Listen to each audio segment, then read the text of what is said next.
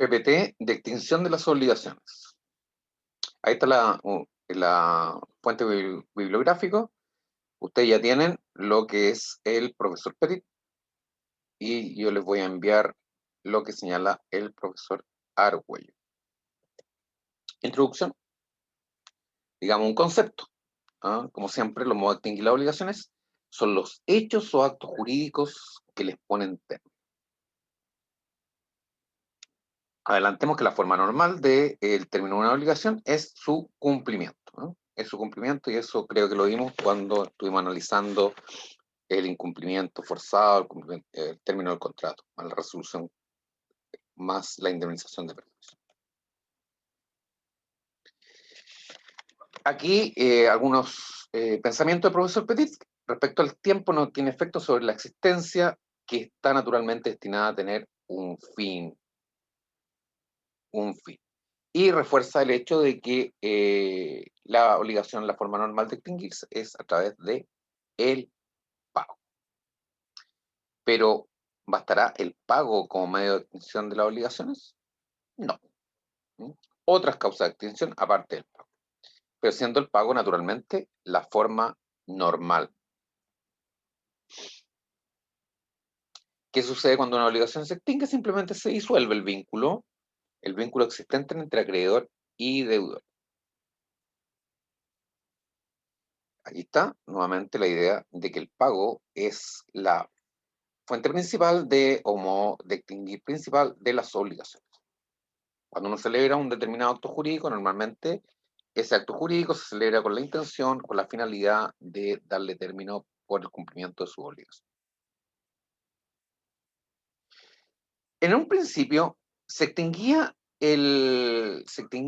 las obligaciones por el acto contrario. O sea, si uno realizaba una compraventa por emancipación de un esclavo, por ejemplo, el pago se hacía también a su vez por una emancipación, o sea, un acto contrario, que era similar a aquel que se había llevado a cabo al contraerse la obligación. Y aquí, por ejemplo, pone un ejemplo. Si la obligación había nacido por medio del cobre y la balanza, también así debía ser extinguida.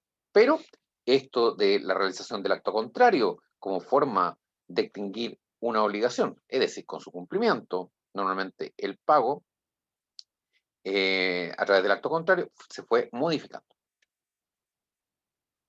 Clasificación. Hay modo voluntario y no voluntario. Algunos, el pago, la innovación. Creo que no hay mayor dificultad en la comprensión de esto. Modo no voluntarios. La prescripción, la muerte, naturalmente, la capitis de minuto y otras.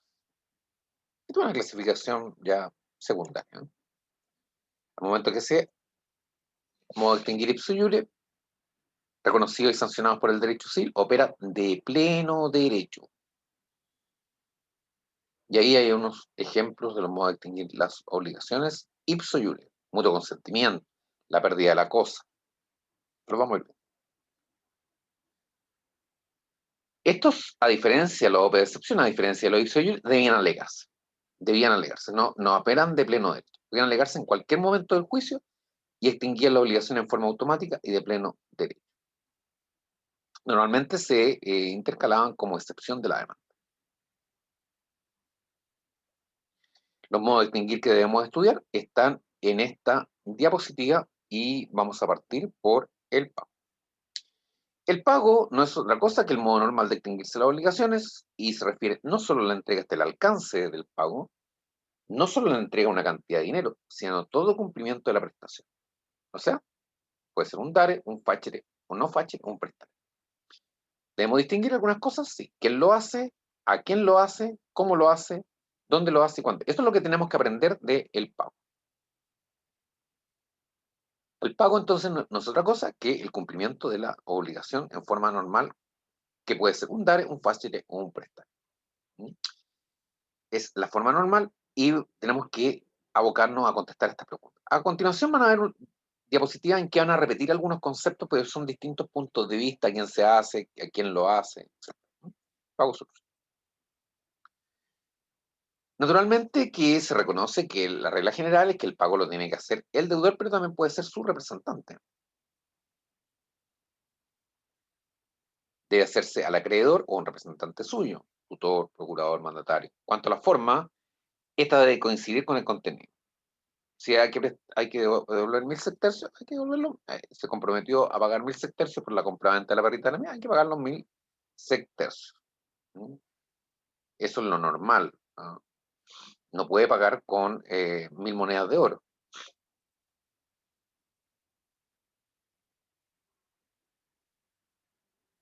Naturalmente puede dar una cosa distinta, pero con acuerdo del acreedor. Aquí se refiere a un concepto de la imputación del pago, cosa que tiene mucha ocurrencia el día de hoy. La imputación. Bueno, si paga y tiene varias deudas, ¿a cuál deuda paga? Bueno, se entendió que primero los intereses, después la deuda vencida y finalmente la más onerosa o la más antigua. Vamos a repetir estos conceptos, porque están más sistematizados. En cuanto al lugar, si nada se dice, se aplica la regla siguiente. Si se trata de cosas inciertas o cosas fungibles, el cumplimiento debe hacerse en el domicilio del deudor. Si se trata de la entrega de un mueble, el lugar en que le estuvieran los bienes, naturalmente. Lo que concierne al tiempo, cuando se tiene que pagar, se debe desde el día en que nace la obligación. Pero naturalmente podía depender el tiempo.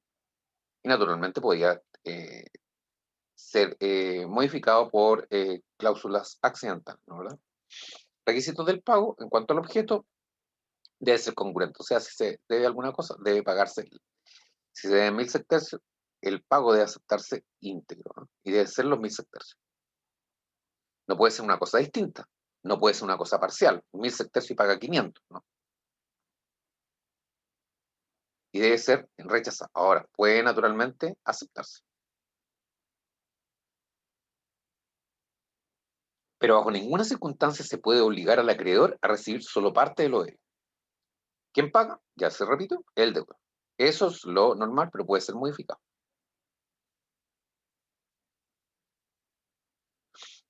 ¿A quién debe hacerse el pago? Normalmente el acreedor, pero también puede su representante, sus herederos.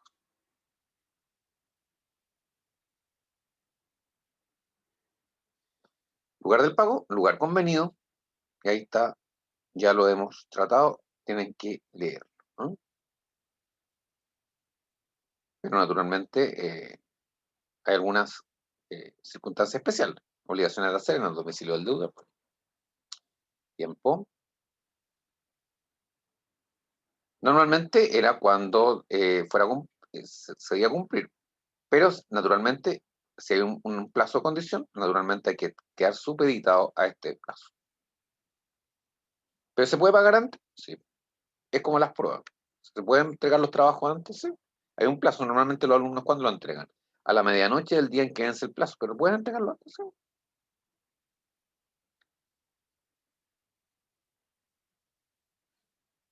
¿Cómo se prueba el plazo? Perdón, ¿cómo se prueba el pago? Hay libertad en cuanto a los medios probatorios en la época clásica. Lo que cambia es el derecho justinaneo, exigiéndose la procedencia de determinadas pruebas, por ejemplo, un cierto número de testigos o un documento en objeto. Esto fundamentalmente la prueba está en íntima relación con la dificultad de probar el contrato consensual que se perfecciona por el simple consentimiento.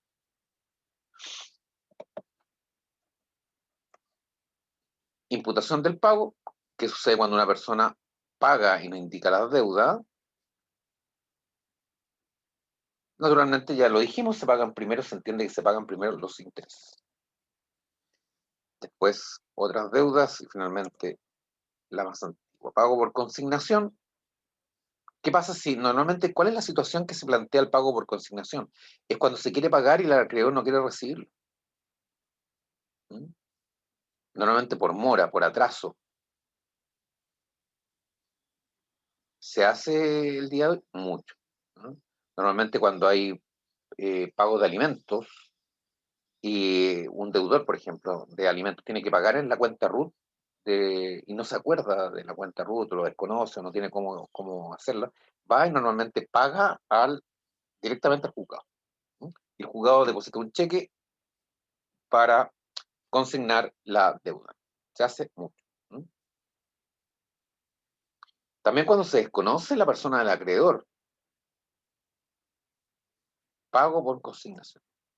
A propósito del pago, una circunstancia bien especial, que es el famoso beneficio de competencia.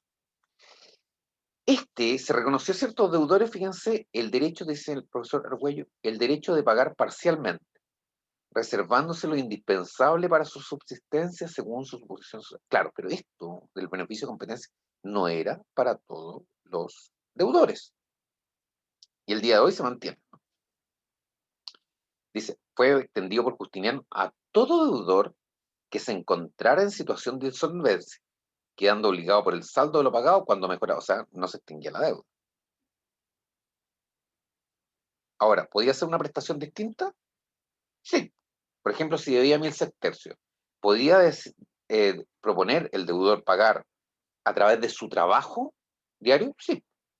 Eso era lo que se llama dación en pago, o sea, un pago es sustitutivo del original, pero tiene que ser aceptado por el acreedor.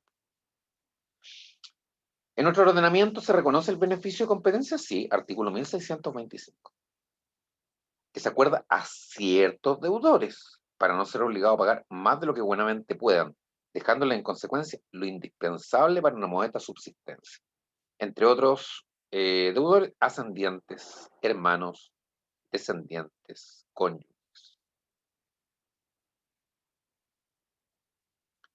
Segundo modo de extinguir, la novación, sustitución de una nueva obligación a otra anterior, la cual queda extinguida. Términos simples, a mí me den 1.000 sextercios, pero yo voy a viajar y a mí a su vez Ticio, yo le debo plata a Ticio, yo puedo pedir perfectamente a mi deudor que le pague a Ticio y no me pague a mí. O sea, es una novación por cambio de acreedor. La novación consiste en cambiar una obligación preexistente por una nueva.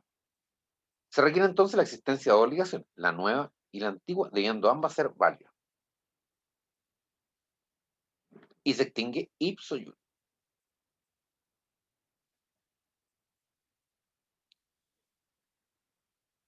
La utilidad de la novación: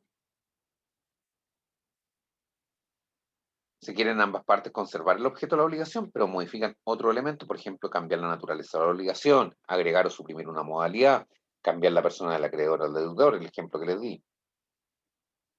Este efecto no puede ser obtenido en el derecho civil más que por la anulación.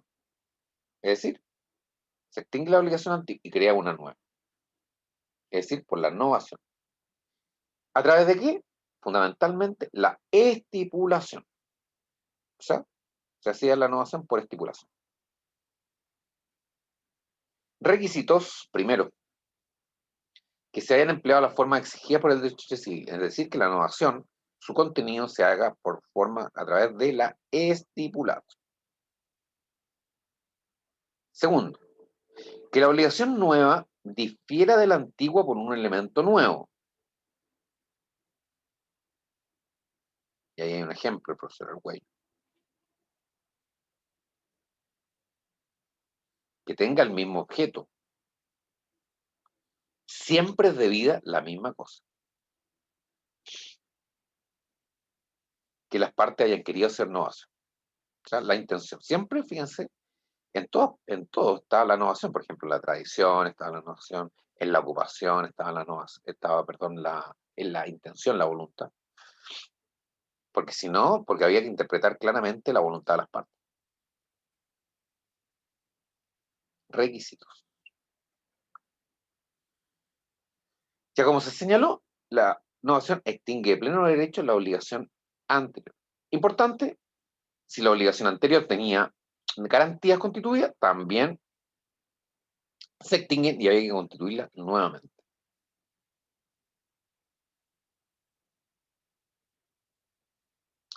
Otro modo de adquirir, la compensación.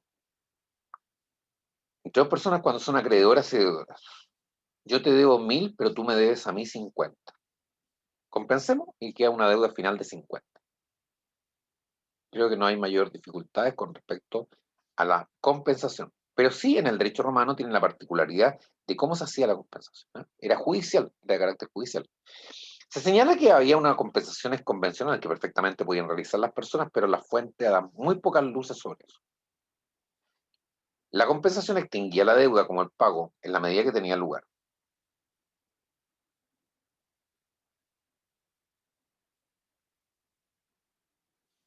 A propósito de las acciones, señala esta diapositiva, ¿no? La compensación. Otro modo, las compensaciones, o sea, el perdón de la deuda. El perdón, que técnicamente podemos señalar lo que es la renuncia a su derecho por parte del acreedor de exigir el pago. Se conocen varias casos, puede ser temporal o definitivo, ¿no? La primera, la solución para ad libram, pago mediante el cobre y la balanza. Se perdonaba a través del cobre y la balanza. La septilación, un acto solemne de perdón de la deuda. Se transformó en un pago imaginario, constituyendo una forma solemne de remisión de la deuda, pero era solemne, tanto para los contratos verbis como para toda otra clase de contratos. ¿Qué consistía? En una pregunta y una respuesta. El deudor preguntaba al acreedor si había recibido el pago y el acreedor respondía que sí. O sea, modo solemne. Extingue ipso iure la obligación y extinguían únicamente las obligaciones originadas por la estipulación. Estas son las formas de perdón de la deuda, ¿no? El pacto de no petendo normalmente muchas veces era de carácter temporal, pacto de no pedir la deuda. El acreedor renuncia temporal o definitivamente al ejercicio de su derecho. Tú me tienes que pagar 1000 sestercios a el 31 de diciembre, pero voy a hacer un pacto de no cobrarte la deuda hasta en realidad hasta marzo por efecto de la pandemia.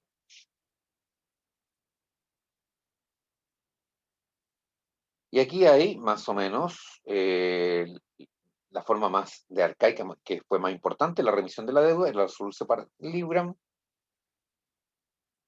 que tiene una determinada formalidad, como pueden observar, no menos de 5 testigos y un libre pens. Tipo mancipazo, ¿no?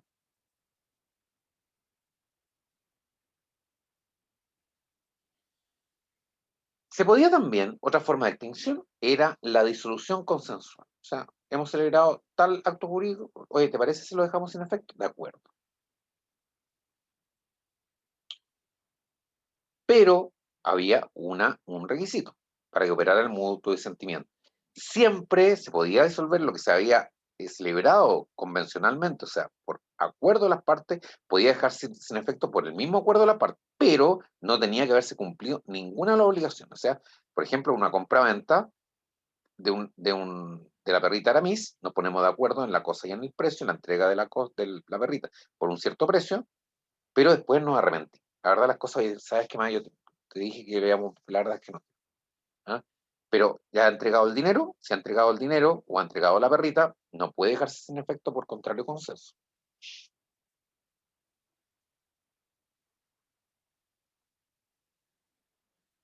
No es otra cosa que la voluntad contraria de las partes contratantes. Opera por el no derecho y de una manera absoluta. Pero antes de toda ejecución del acto jurídico. Ya, la confusión, otro modo de extinguir, ya la hemos visto a propósito de las formas de extinción, normalmente de la servidumbre, ¿se acuerdan? De la copropiedad, en la reunión de una misma persona en la calidad de acreedor y deudor. Confusión. ¿Cómo verá? Normalmente mediante sucesión a título universal, como si el deudor resultaba heredero del acreedor o viceversa. Y en algunos casos por título singular, como cuando el acreedor hipotecario adquiría de su deudor el inmueble sometido a hipoteca. Y aquí están los ejemplos que hemos visto, por ejemplo, a propósito de la servidumbre, ¿no es verdad? La confusión. Transacción. Ya lo hemos visto a propósito de qué.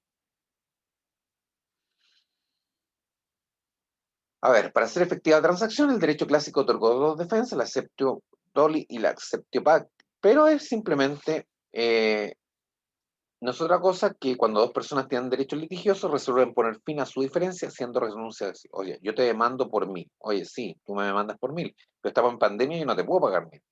¿Sabes qué? te puedo pagar 500 y te lo puedo pagar en diciembre. No, no, no, págame 800. Y así van llegando y hacen transacción. O sea, el que quería 100 o 1000 originalmente y el que quería pagar 500, bueno, ceden sus pretensiones y llegan a un acuerdo. Transacción. Bueno, ¿y cómo se exigía? Y si ya habían llegado a la transacción, ¿cómo se exigía que efectivamente el cumplimiento de la transacción? Si quedamos en 800, no me pidas después 1000. Bueno, a través de esto. Excepto Dolly, excepto Dolly. La transacción, recuerden que la vimos a propósito del contrato innominado y contó para su control de la actio prescripti verbi ya en la época postclásica.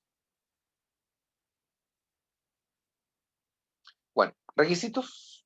En primer término, que la obligación de que se tratara fuera litigiosa, discutida judicialmente. Era menester, en segundo lugar, que los sujetos se hicieran concesiones recíprocas, renunciando a sus pretensiones, en parte o totalmente, porque si no procedía se estarían en presencia de un acto de liberalidad, y no, o sea, parte, no totalmente, porque si no es un acto de liberalidad, es ya una remisión total.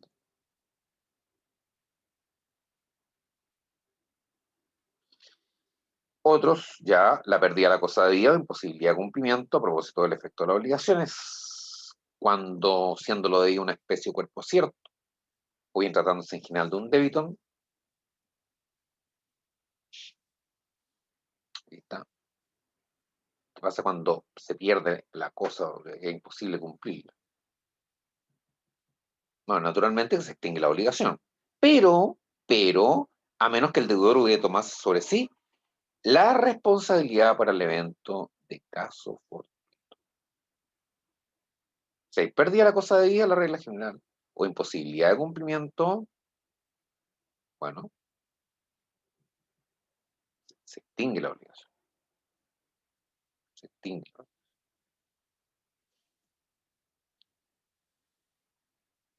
Aquí el profesor Argüello lo explica mucho mejor.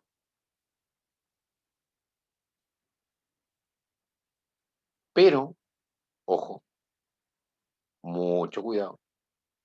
Esta extinción no era aplicable a las obligaciones de género. Esto lo vimos a propósito de la clasificación de las obligaciones, cuando vimos las obligaciones según el objeto, y vimos obligaciones de género y de especie. Y dijimos que una de las características que se señalaba para diferenciar unas de otras era que el género no perece.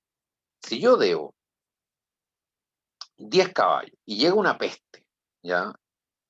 Y la peste arrasa con todos los caballos de la zona, bueno, como es una obligación de género, yo puedo reemplazarlo por otros 10 caballos, pero si yo debo el caballo Saratoga es el que yo tengo que entregar, esa es mi obligación, y muere por una peste que sacude a todos los otros caballos de la zona, naturalmente va a haber imposibilidad de cumplimiento, ahí la obligación se va a extinguir.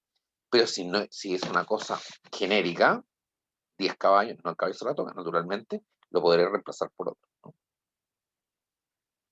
El plazo extintivo, ya vamos terminando, y la condición resolutoria. Pero ya sabemos, ojo, en la compra-venta con la condición resolutoria, es parte del control de lectura de ustedes y lo vimos también a propósito de una de las características del dominio. El dominio es perpetuo, pero ahí estaba la discusión. ¿Qué pasaba con el dominio perpetuo cuando se establecía, especialmente en un contrato de compra-venta, en un contrato consensual, una condición resolutoria? Esto es parte de un control de lectura de ustedes. Así que no voy a hacer referencia. Si tienen alguna duda, me la consultan. Pero es pregunta de examen.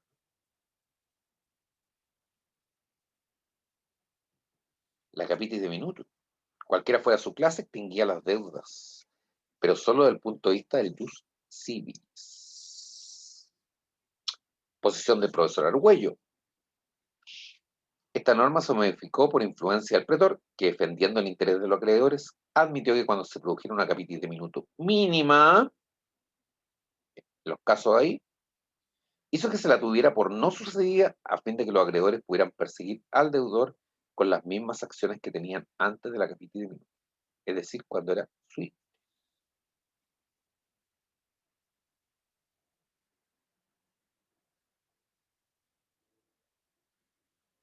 Si se trataba de una capitis de minuto máxima, El pretor concedió a los acreedores del deudor una acción para elegir contra los que hubieran adquirido sus bienes. La muerte del deudor, normalmente. Pero en general, fíjense, ya sabemos que no extingue, porque el que contrata, contrata para sí y sus herederos. Pero hay obligaciones que no son transmisibles. Típico ejemplo, las obligaciones de alimento. Las obligaciones de los delitos. Eso se extinguen, no pasan a los delitos.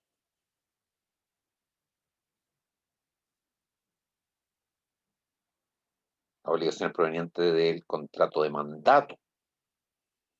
Pero la regla general es que la muerte no extingue. Prescripción extintiva por el transcurso del tiempo. Hemos señalado cuál es 30 años.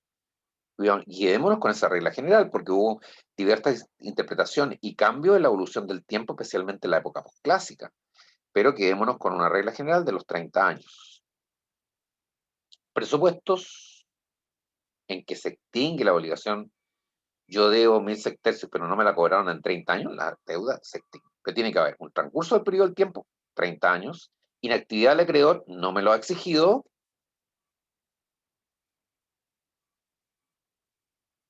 que son los dos requisitos que tienen que operar. Porque si había actividad del acreedor, ¿qué pasaba con esto? Había una interrupción civil.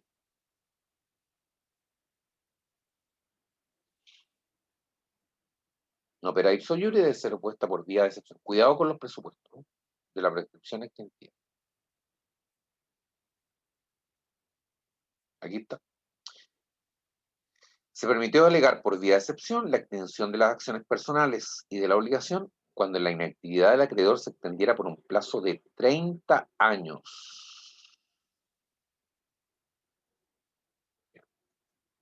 ¿Video aclaratorios? Hay algunos videos que se pueden ver.